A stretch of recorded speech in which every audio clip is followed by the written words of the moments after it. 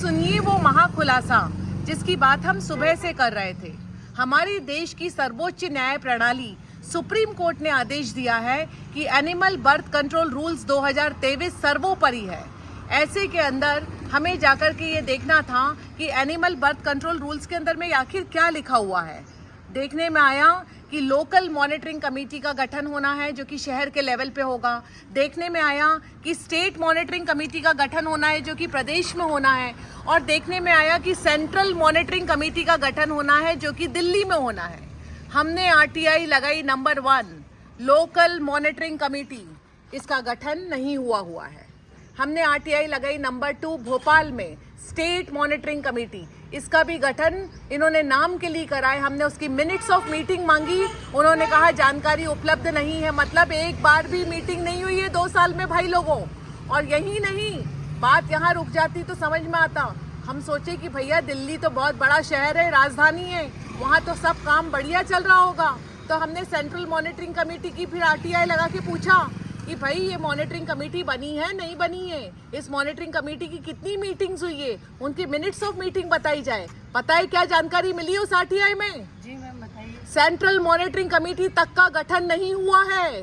अच्छा, ये इतना बड़ा खिलवाड़ पशु सेवकों के साथ चल रहा है और जानवरों के साथ चल रहा है कि सिर्फ और सिर्फ जो शहर के देश के जागरूक दयालु नागरिक हैं उनको इस सिस्टम ने कुत्ता खेलने पे मजबूर कर दिया है। न तो सेंट्रल मॉनिटरिंग कमेटी बनी है, न स्टेट मॉनिटरिंग कमेटी बनी है और न ही लोकल मॉनिटरिंग कमेटी बनी है। अब ऐसे के अंदर आप हमें बताइए कि जब पूरे देश के अंदर में पशु क्रूरता हो रही है, पूरे देश में एनिमल्स की आबादी बढ़ रही है, पूरे देश के अंदर में डॉग बाइट बढ़ रही है, ऐसे में ये कमिटीज़ का गठन होना तो कितना इम्पोर्टेंट था।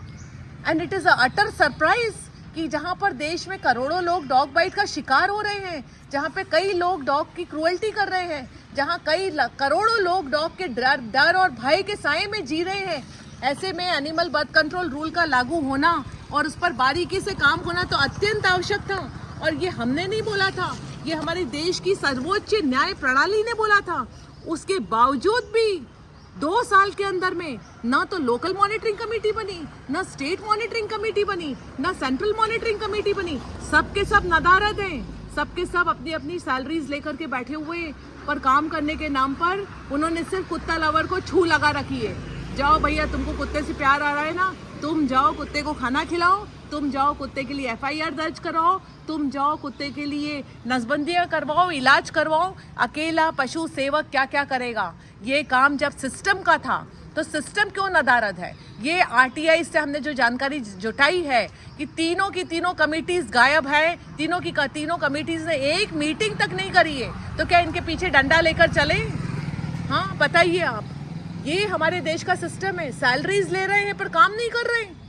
और जो लोग कंपैशनेट हैं, जिन लोगों ने अपना जीवन इस विषय के ऊपर में पूरी तरह से झोंक दिया, उनकी तो आवाज उठेगी, क्योंकि वो लोग इसी सब्जेक्ट पे इन लोगों की नाकामियों के कारण बेरोजगार घूम रहे हैं आज। राइट।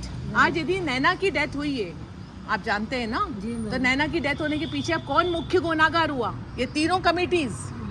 राइट। आप सोच सकते थे सपने में कि जो दिल्ली जैसी शहर राजधानी तक में कमेटी का गठन नहीं होगा?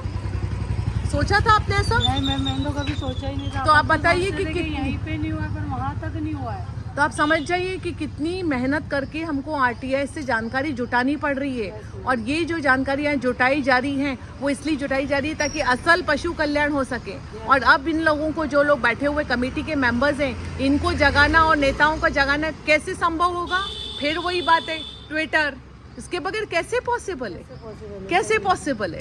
सो भाइयों और बहनों, आपको रेडीमेड 3 आरटीआई सर्व करी जा चुकी है। अब आपके हाथ में है कि आपको इसको देख करके तमाशा करना है, अपने अपने शहर और गलियों के अंदर में लड्डू खेलना है, या ट्विटर पर आकर के सिस्टम के सामने एक सुर में जोर की आवाज उठा करके पूछना है कि किधर गई वो कमेटी, किधर गई वो कमेटियाँ, कहाँ गए कमेटी के मेंबर्स, क्यों नहीं कर रहे हैं मीटिंग, क्यों नहीं प्लान बना रहे हैं कि पूरे देश के अंदर में हर शहर में कुत्ता नसबंदी केंद्र कैसे खुलेगा, एनिमल्स के लिए अस्पताल कैसे खुलेंगे, पशु क्रूरता कैसे कम होगी, कैसे डिसाइड होगा जब तक ये कमिटीज बनेंगी नहीं तो एक रोड मैप कैसे प्लान होगा? कोरोना कैसे गायब हुआ?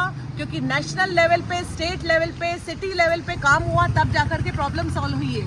तो ये प्रॉब्लम यदि सॉल्व करनी है तो इसके लिए ये देखिए टिक, इसके लिए हमें इन कमिटीज से काम करवाना पड़ेगा।